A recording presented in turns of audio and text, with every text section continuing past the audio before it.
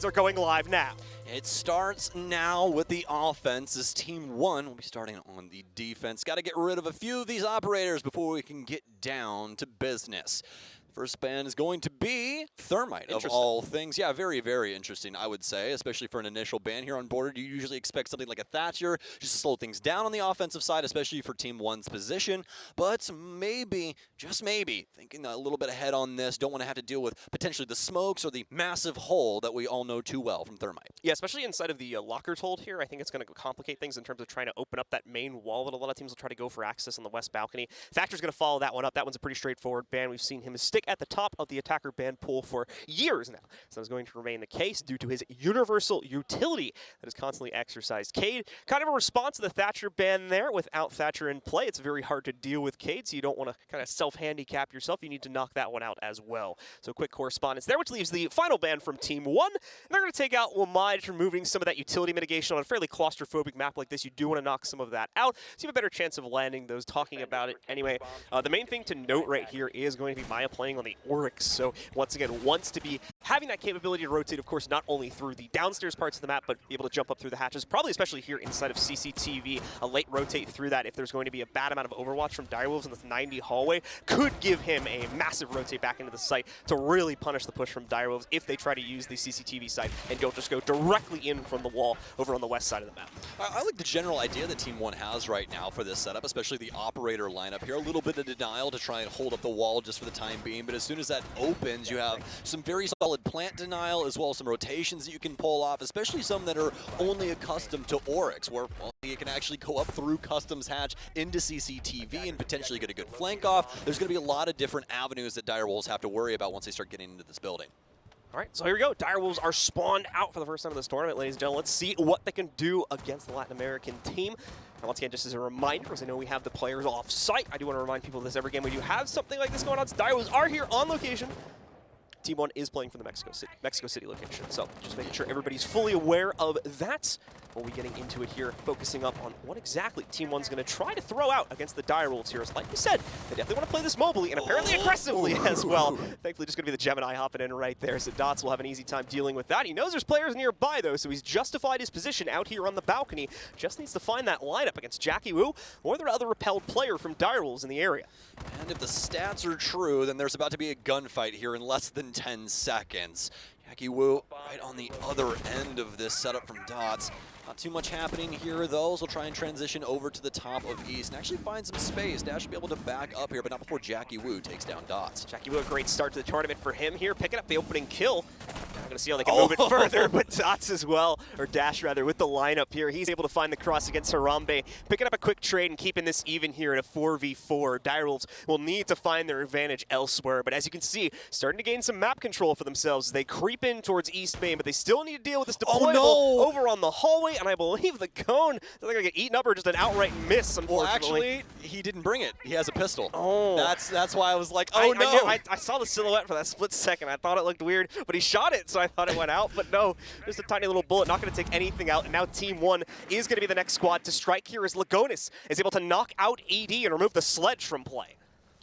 Well, now for Direwolves, it's going to be a slow last minute and 10 here as they're still stuck to the top of East. They were able to get rid of that shield, but I believe it took a frag grenade from Jackie Wu in order to accomplish that. Still have some solid intel game, though. 6 drones up, still one in the pocket that they could potentially use as well, but actually not on the remaining players. So not going to matter all that much. Lagonis trying to juggle back and forth on concrete window here, just trying to deal with the AC player, but it's going to be a beautiful move here from Direwolves. They'll sneak back in on the back side here of Archives and be able to at least pick up one, equalizing, but the mirror window is going to work magically for Dash. He's going to take down Jackie Wu. Can he take down the second player? Peek and falls inside of Radio, and Team 1 have their very first round. Team 1 giving seemingly zero respect to the Direwolves roster, with maybe the one exception being the East Main entry over on the stairwell, as we see them just shut down the members of the Direwolves at pretty much every single attempt to hop into a window, run through a door. They were there ready to take the fight and ready to win it in most circumstances too, as you're seeing on our replays now. Yeah, and honestly, that's going to be pretty punishing for Direwolves overall, especially because they kind of showed their hand at the last moment. They're sneaking into the back of Archives, picking up that big 2K, but Team 1 still rally back and pick up the round. It's going to make it super hard because Team 1's going to be looking for those throughout the rest of this defensive half when it starts to get to those lull moments. They're going to start looking at other facets of the site and seeing if somebody's trying to creep around and try and get in behind them. And on a map like Border, that's extremely easy to accomplish, especially when you have somebody with a cardiac sensor along for the ride. Lagonis, we picking up the Pulse, and that's going to be amazing intel here on this map. Best part about Pulse, of course, on this specific site, too, is you've got the security of the bathrooms to kind of hide out in. Is obviously, we're going to be seeing the Direwolves try to take that upstairs control over inside of Archives area. So you're going to see him be able to hide back there with pretty much no risk to his own life, and you can just camp on that heartbeat sensor if he's trying to gather intel about what's above him and at least over in the next room over as well, if he wants to maybe check out like ventilation or something like that. We'll have to put in a bit more effort to see what's going on outside of the building and whatnot, but shouldn't be too much of a concern as his teammates can certainly handle that. Either way, Direwolves are out. The setup phase is complete, and it's time to see what our APAC representation can do once again here. I'm loving these defensive standpoints that Team 1 are making around the map. You know, whether it be around a mirror window or just some extra utility to be able to hold things down with like these castle barricades or some laser gates. It just makes it a lot easier for Team 1 to actually operate around the full breadth of the map and make it to where Direwolves can't immediately get map control in the way that they want to. And again, that goes back to just the size of Border. It makes it a little bit easier, but also with this utility added to it, it makes things quite difficult, especially for like the top east door right now. You have to get rid of the laser gate as well as the castle barricade. That's already either 2 frag grenades or 2 breaching charges. Like there's so many different things you have to use to try and soak those things up. So Team 1 with yet another fantastic defensive setup. Dash, meanwhile, just clearing out any drone presence to make sure that he's not going to be spotted here. More than likely be priming up to make a move at some point over the next minute or so. As Stoke said, generally speaking, we see both of these teams take their initial fights on attack right around that 2-minute mark, but at the moment, Direwolves have not really been able to isolate out any abusable positions here from Team 1 right now. They're playing a very safe game at this point, except for their roam team, so it's going to take some time for Direwolves to be able to really find an opening for themselves. They're only clearing out the second floor, and as you can see, they're getting much closer to this kill potential now as they start to creep up on Archives. You've got 2 members of Team 1 currently holding the line. Yeah, and even for the roam game, I mean, Team 1's unit that's on the top floor is playing this very close to the chest. They're right next to the hatch to be able to drop down. Really what they're looking for is that initial pick and then just drop off. They don't want to try and deal with too much else. So for Souffle, though, he'll deal with the castle barricade on top east. We're about halfway through the round now as things have slowed down to a halt. Direwolves not able to make too much progress, but finally starting to get something done over here on Fountain. Maya going to take a little bit of damage, but not enough to call back about just yet until this moment pops up. Peekin with 2. This will take down RHZ and Maya. Got with a nice shot there, knocking out 2 members, Maya as well as RHZ, both going down here. The amount of utility going to go with that too, but thankfully it's all deployed in the early round, so at most you're going to be losing like the Nitro cell off of RHZ for late round play. Thankfully, Lagonis still has one in check, but he will have to self-throw it. Dash with some great timing though. Waltzes up onto ED just when he was going for his retreat. They've got a great read onto him right now, but Souffle as well has the response. Is not going to let Team 1 get back into this round so easily. Now looking for the outright exchange, of course, here, and making sure that no one else is roaming down below. It's Direwolves in control of the area around the site, giving them the capability to go for the plan and pinching out at least one of the remaining members of Team 1. Everything falls to Lagonis here. He's going to start with a nice refry, but he's got 3 more to go, and unfortunately doesn't really have great positioning to play from here. Anytime he peeks, he's going to have bullets coming his way, and it's just too much to bear here as Pecan knocks him down. I believe there's a quad for Pecan on that round as well, which fantastic from him, especially for the ace. I mean, fantastic gun, but a lot of times you tend to see aces play a little bit safer, but we've started to see a lot of frag potential come out of these guys trying to main this operator for their squad. So some success found here for Direwolves after a very painstakingly long round. Really nothing happening. Direwolves really trying to get a read as to what the situation was, and I'd say they did a pretty bang-up job, especially given the circumstances of Lagonis being on Pulse. It just really seemed like they got 0 traction out of that, especially with Direwolves and their entry upstairs. If we actually have Lagonis properly positioned down low and he's able to get a solid read on Direwolves' entry, that round could go completely the other way. Big Nitro cell kill on the Habana, and then slowly but surely Direwolves lose their foothold on that top floor. Well, by the way, we are into a bit of a teeter-totter now between both of these teams, 1 for each. Now, of course, we return to next hold here for our friends on Team 1 as they're going to go for the ventilation site for this one. Obviously a bit more room to play with, not going to be as claustrophobic of a hold, and a little bit slightly less emphasis, I should say, on the upstairs hold coming into this round. But it's going to be a bit more of an extended play upstairs too, just because you need to control more and more real estate up here to try and prevent Direwolves from taking what they need to truly assault the site. So let's see here, as it's going to be 2 players extended into the lockers area once again. The rest of the team will be spreading out quite a bit, actually, among the downstairs portion of the map, as they do want to play around with this and try to waste the time away, as it's a large part of how they're able to take control of the first round, removing the options from Direwolves by taking the fight directly to them. Yes, indeed. And now something has to give. Somebody has to claim this lead here. Maybe Team 1 once again, or will Direwolves be able to claim it here for the very first time? We're going to have Lagonis back on the pulse, feeling like they can still potentially get something done. They have shifted the site over towards vents instead of tellers, so it should make it a little bit easier to play fully around the site, as they'll have access to bathroom, and it won't be nearly as risky as when they have the chassis in there. Won't have nearly as many Direwolves members, more than likely staring in on their location. Drones out here for EDs. He's trying to find any member he potentially can. I don't know if the cardiac sensor can actually get him through the wall here, but that would be fantastic for this situation. Jonas could potentially get that. I should be able to pick up one. ED in a very fast move, but he's been caught off guard here. And this is what you were talking about earlier, John. Direwolves with this just pure unadulterated aggression. It's just walk in, solo play, lose a life, and now they're down 2 bodies. You have to respect the confidence, but to some extent you have to realize when that confidence is, it's kind of putting your team at a bit of a deficit here, as we just saw with that push. Just nothing coming out of it for the Direwolves. And now they're down by 2 with no real respectable positioning to play off of either. Yeah, they've got CCTV, but the site's on the other side of the map still. So, and downstairs. Yeah, and downstairs. So it's like, okay, like, you know, Team 1 doesn't really care that they've given up CCTV right now. That's not a major issue for them. If they start losing this tellers area, okay, maybe things get a little bit more claustrophobic, because now the back of their site could get pinched if they have enough hard breach, but that's going to be a little bit, actually no, it shouldn't be too much of an issue here, thankfully for the Direwolves, as they do still have 2 out of 3 of hard breach still rolling here on the roster.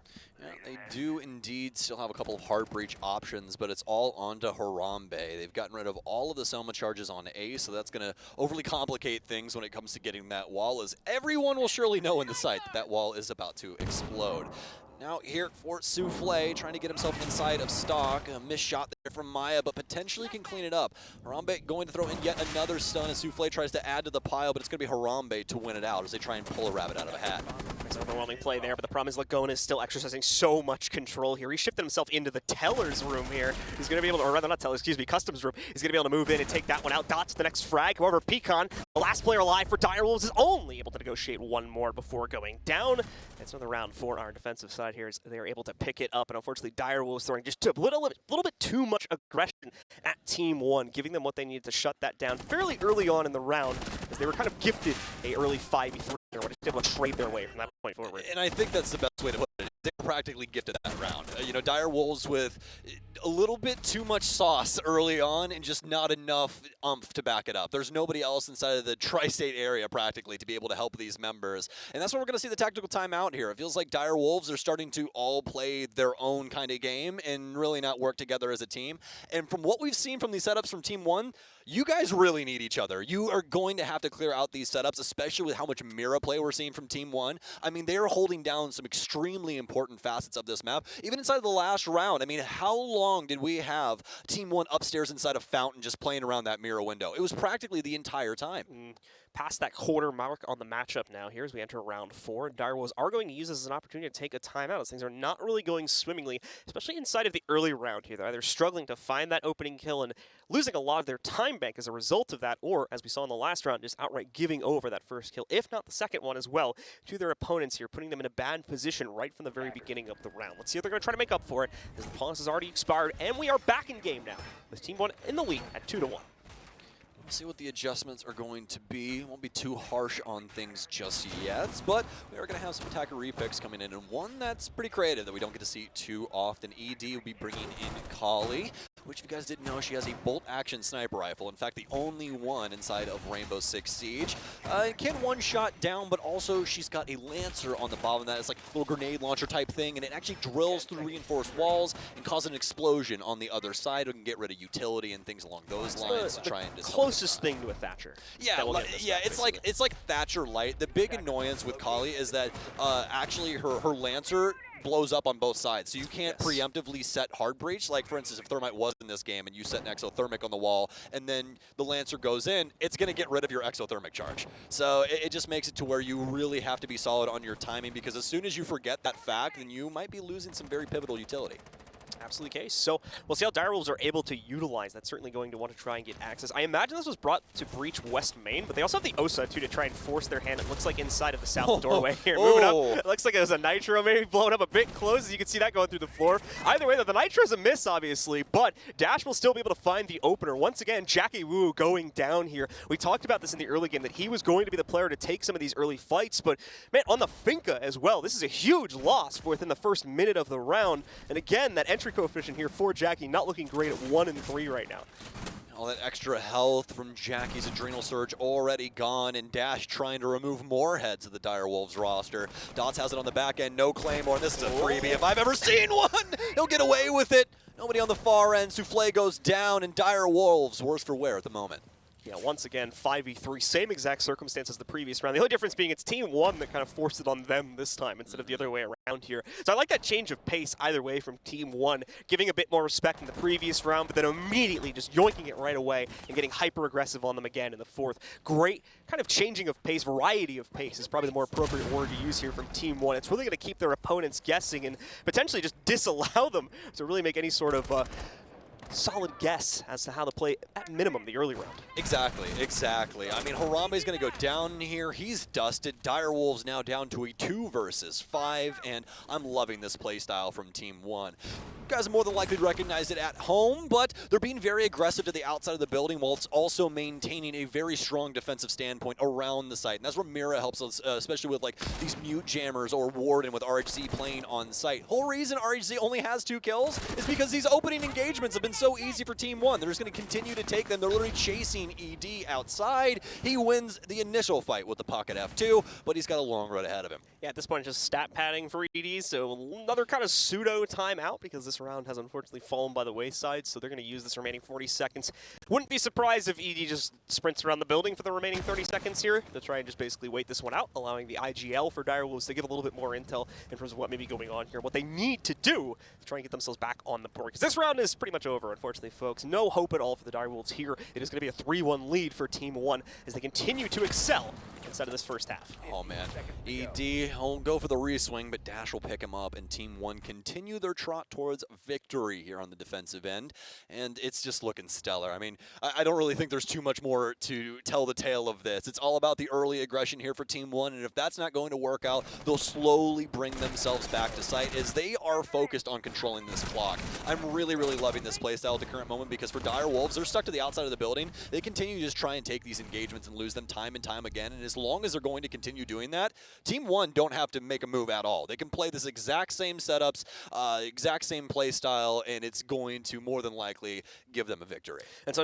with no need to change that, as Stokes was mentioning, we are going to see pretty much the very same lineup roll itself in once again here. They just keep trying to rack up more and more rounds here to close out the first half. It might be even more roams, my friend. Even more. There's no Mira inside of this setup now. That's true. They have mirror for this one. Yeah, they doubled down. They're like, all right, well, if we can just kill you, we'll kill you twice. I think they let Maya out of the box again here on the Valve. So. Maya's off the MPX, guys. You better watch out. 0-2-3 at the current moment, but more than likely excited to get down and dirty here inside of round 5 because Dash has just been having too much fun. Currently 8-1. Absolutely the case here. Just so much freedom of movement for Team 1 at the moment here, which explains why they're getting so aggressive, just because Direwolves are not really able to negotiate for early map control themselves and are constantly watching out for these aggressive plays, which is really just opening up more and more of them, it seems, for Team 1 here. Let's see what they'll do once again. Both sides here, we need to see Direwolves change up the pace as well. If they can get hyper-aggressive here, maybe they can get in the faces of Team 1, but they need to find a way to do that where they don't run directly into the setup and hand over the first, if not second kill.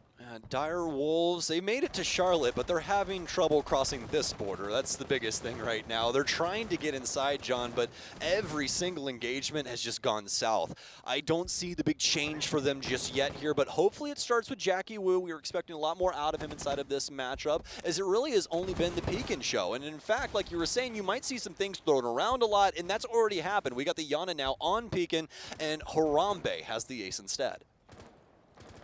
stuff we were talking about in the pregame once again about how Direwolves don't necessarily lock the roles into any particular player here. They tend to shift pretty much, you know, all over the place. We see 3-4 different players taking on like the Yana role throughout the few matches here, so it goes all around. Peacon's got it right now. What a shot from Dash, just knocking out Jackie Wu. He's not even like the first front player this time. It was Peacon moving in there, but somehow Jackie Wu gets the aggro once again, and he goes down. Harambe's upstairs though, and he's able to negotiate a trade as he's able to take down Dots. That removes the castle from play. We've got more resistance here still, so Harambe's not out of the hot seat just yet.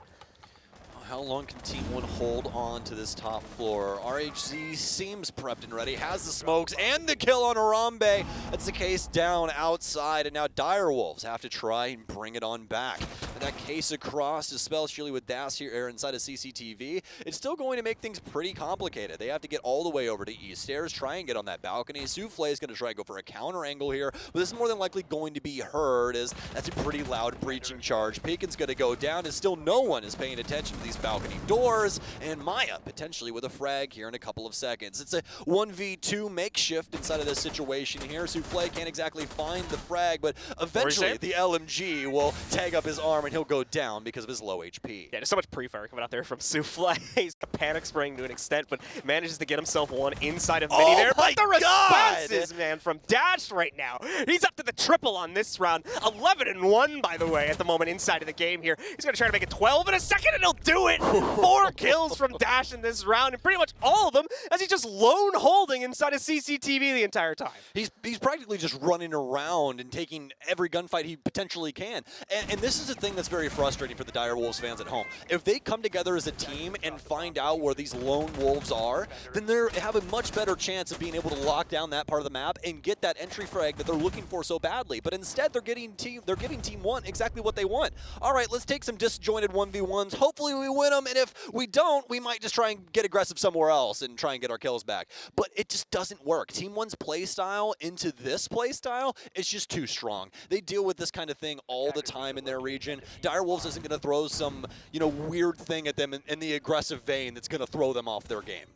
The question as well here is, like, where is the intel game right now from Direwolves to spot these players out, to lock them down? You've got like 3 to 4 players trying to hunt down Dash, but where's the drone to flush him out, to even just figure out where he's positioned at, so you can at least have an idea of where to point your crosshair to try and pre-fire when he peaks? We're not even seeing that seemingly from the Direwolves right now. I'm going to try and pay closer attention to it here, just to make sure I'm not talking without facts behind it, but still, it doesn't really seem like there's much of it at the moment from the Direwolves. I feel like you're absolutely right, and also the big thing is that these opening engagements really play into that because you're losing drones every single time somebody dies. And then past that, also, if you guys didn't know, Direwolves, one of the most played operators, Dokkaebi. That'd be fantastic in this situation. The only denial that they brought for Doke the entire time was mute, and he's used for the mirror windows. So any single time that you try and get those early engagements and you just call with Doke, you're going to know, for the most part, where people are around, like CCTV, Top East, these, you know, hotspot areas that Direwolves are trying to go for, but they haven't made the switch over. Instead, they've just continued to go back to gunpowder, and John, it's not going to work out again. Souffle, he goes for the IQ, trying to counter out the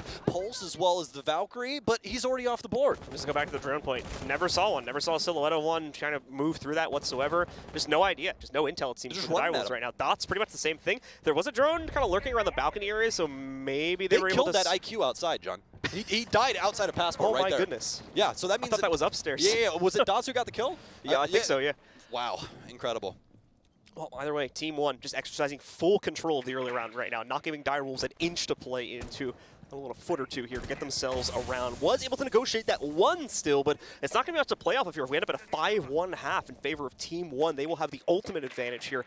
Team 1 seems to be reading into the potential movements from the Direwolves too here. They're going to be moving around that deployable shield, I think bracing it rather, against the push from Archive's side instead, as it looks like that's where Direwolves are trying to prime most of their aggression for this take.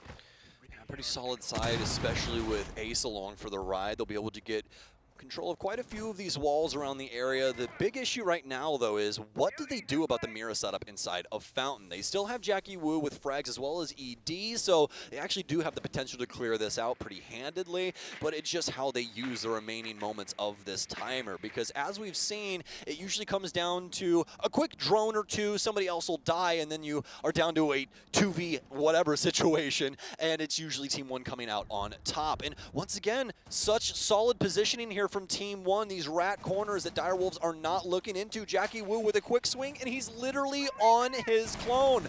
and now more than likely dead in a couple of moments. No. Oh, the trigger discipline. You don't get these very often in Siege, and he'll be able to win it out. Just missing the head by a couple of moments there, but that might be the dagger to end it here for round 6. Yeah, how many times have we said this? A 5v3 in the favor of Team 1 yet again here as they've set like a broken themselves up. record at Obviously, it this took a bit longer to get to that point at least, but it's still the circumstances that have been put before the Direwolves here.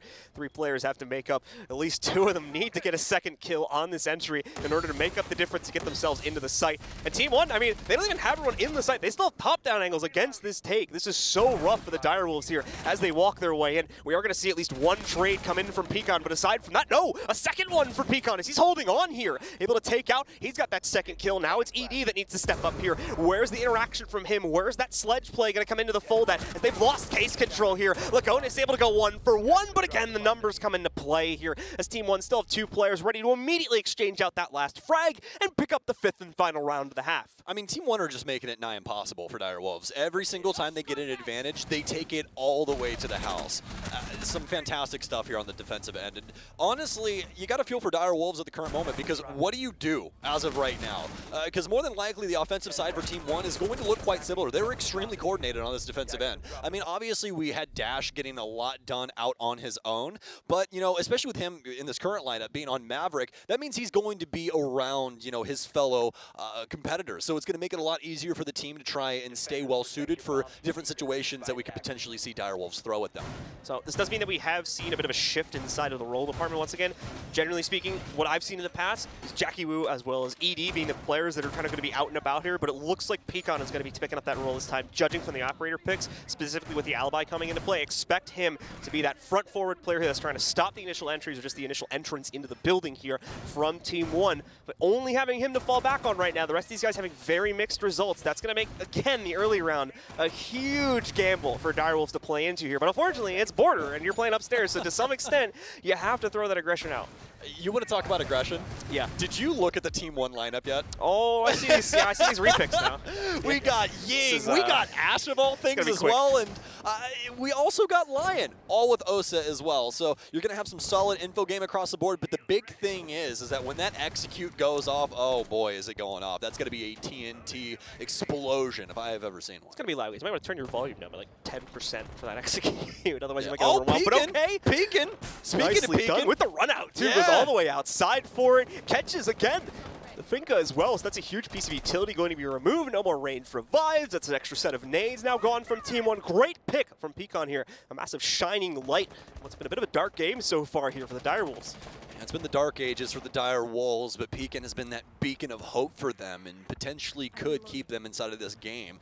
Especially on the defensive end, it's a little bit easier to play solo when you are on the defensive side. As well, John, it's your house. You get to do what you want, you set up the building how you want, and everyone else has to try and come in and take it from you. And speaking of taking things, EE1D's out. Lagonis is throwing in as many flashes as he could potentially muster. The trades go back and forth, but Direwolves still on top. Team 1, they don't want to try and pull the trigger just yet. But speaking of pulling the trigger, Jackie Wu will go down. Another swing from Dots, and they are simply cleaning up shop. Direwolves find themselves at a man disadvantage yet again.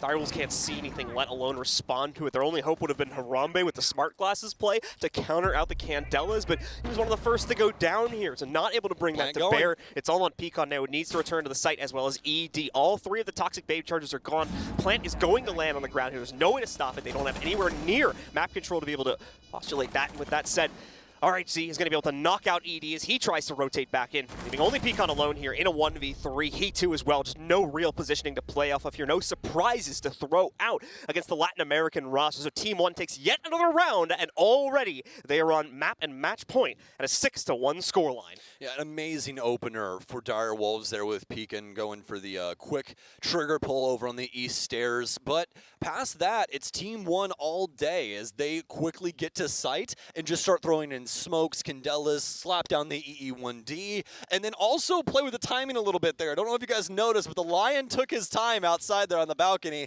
and as he starts to creep in, finds that half-wall player, makes the situation so very straightforward for Team 1, as now they have site control, and Direwolves are technically speaking on the offense as that plant goes down.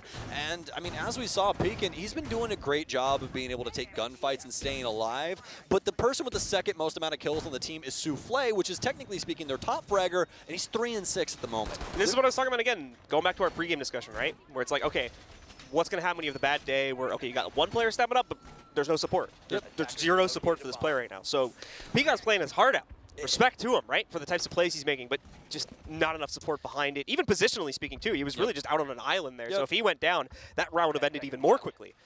Yeah, and it's very painful to watch at certain moments as well, because that's kind of what that playstyle does for you. It's a make or break. Either you steamroll the opposition, or they're going to get a couple of picks and make it damn near impossible for you to get anything done. So, you know, here for Dire Wolves, we'll see if they try and go for the early aggression yet again, as it did work out the last time. Pecan will be using a bit of a different window, a different avenue, if you will, to try and pick up an early frag, but nothing to it here initially, as Team One are going to take their time in the opening minute. So slow play here for the opening bit of action here. ED kind of roam around over towards jail and has attracted quite a bit of attention by doing so. Oh man, this is going to be rough for ED. He's able to fend off the first and second player as well. Number 3 though will finally catch him, as inside of the closet we'll see Dash make his entry through the window, finally able to catch him through the soft walls. Dash though getting low, he might not survive. Looks like he was able to get himself away from it though, as he loses about 2/3 of his health. Thankfully, it stays in play and will be available for another fight. That's Team One, though. Still at a bit of a deficit, a 3v4, as well as Dash's low HP. No Finko to bring it back up either, as Main was taken down. All right, Dire Wolves, that's exactly what I didn't want to see, John. We have the opening minute go their way, and they're still out and about, and they're losing bodies because of it. We need to get back towards site and hold things down. Make it difficult for Team One to try and take this round away from you. But instead, they've given over a kill. They practically gifted it to them, but luckily enough, they have a Beacon, and he'll get one. Jackie Wu will get another. It's down to Dash on low HP in a 1 versus 3, and Dire Wolves starting to show signs of life after a beautiful trade in between the remaining players here for both squads. But it'll be gifted to Dire Wolves, as they still have 2 bodies up. Much better that time from the Dire Wolves, obviously supporting that aggressive play at the beginning of the round. The player that's doing it, of course, goes off with a massive 2-for-1 trade. And then even from there, you can see there are multiple other players. Dash nearly getting himself knocked out. I think he was able to fall back into that closet a little bit more, get himself outside of the window. That's what saved his life there. But the pressure was constantly there, never giving Team One an inch, even though they traded out 1 player for it. They were still down a player. They'd gained 0 map control by making that play, and the rest of Dire Wolves continued to push the crunch exactly as Team One was doing in the previous half. That's what we need to see more of here from the Dire Wolves if there's going to be a chance for them to come back. That's the problem, though. They need to now win 4 more rounds in a row just to have a hope of getting us through to overtime. Yeah, it's going to be a huge, huge issue for them. And the other problem is now you're going to have some expectations out of these other players. That was actually Jackie Wu's 2nd kill, but it might have been the most influential of that entire round past what ED was able to accomplish inside of Stalk there initially with that big 2K. But for Jackie Wu, you really want to see those rotations come through just like we saw in that moment, because that's that death nail you're looking for to end a round. You know, make sure that counter angle isn't there anymore, get it down to that last lone soldier trying to work his way through the map. You guys are able to play your angles and win out the situation pretty handedly. But as you said, John, we got to do that 4 more times. Yep. We're going to see some repicks this time from Team One, but fairly minor. The biggest one is Dash moving from the Sledge, I believe, over towards a Twitch now. It's giving him a bit more of a personal pick because look at the scoreboard. He's allowed to do whatever he wants right now, in my opinion. So don't talk to me. Yep. Yep. Just let him do what he wants, guys. Just don't get in his way. Pecan making another run out here. It's the 3rd time in a row I think we've seen that from him. So he tries to make a big play. Unfortunately, not going to find much from it, though. So just falls back and rebraces that win. Is this not giving you 2019 SI Norengo vibes on border, right? Like the amount of runouts that I'm seeing from Valkyrie right now, I feel like I'm going to look over and see Waka's name, but instead I see RHZ's as he takes down Harambe, which just had not the best game as of right now. Currently 2-9-2, does have that OBJ play though, but still, Dire Wolves, long road ahead of them, and now they're going to be down yet another man. How will they try to make up for it now? Pecan, oh, I saw that red silhouette sitting on the outside. Team One, member of their team, nearly able to catch Pecan as he goes for his cross. The drone from Dash probably saw the foot as he moves back out. Pecan's realized it. Good notice from him there as he hears the drone buzzing by, so quickly takes it out. Knows he would have been spotted, though, because his foot was stuck out to change his position as well. But I believe that got caught, too, when he took out the drone. Dash is well aware of that and knows he's sitting right by the metal stairs.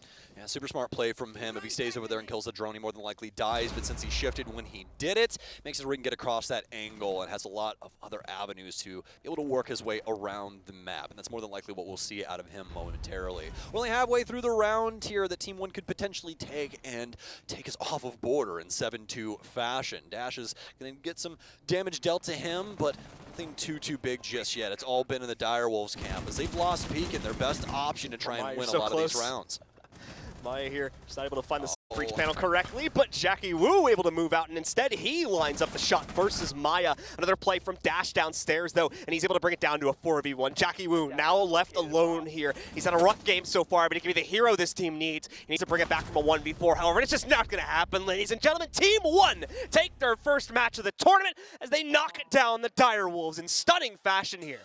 Team ONE with an extremely solid border. I really liked what we saw out of them, especially on the defensive end. I think their defensive strategy was so on points. So extremely excited to see what they have to offer us. We'll hear in about 20 minutes. Yeah, Team ONE really abusing their early round pressure, I believe, more than anything there on the defensive side. We talked about at the end of the half, just not giving anyone on the Direwolves an inch to move inside of the building, let alone a kill to work with in quite a few avenues here. Still, despite that, didn't fall all in on that aggression. We saw a good variety of it. Some rounds where they realized there was going to be a bit more from the Direwolves, they pull back. They play another room or two further back into the building there, bait them in. Yeah, guys, come on in. It's open. The water's Take fine. the map control, and suddenly 3 guys pop out of the corner, and you're down to a 3v5. We saw that happen on at least 2 rounds as well. So Direwolves just couldn't get ahead, it seemed, in that first half, no matter what they tried to do. Some redeeming moments in the second half there, but it was too far gone, in my opinion, with the scoreline we started out with. Yeah, absolutely. And, well, folks, we're going to be going to a little break after Team ONE just took it to Direwolves. They're probably going to need some water, so we'll be back with you guys momentarily.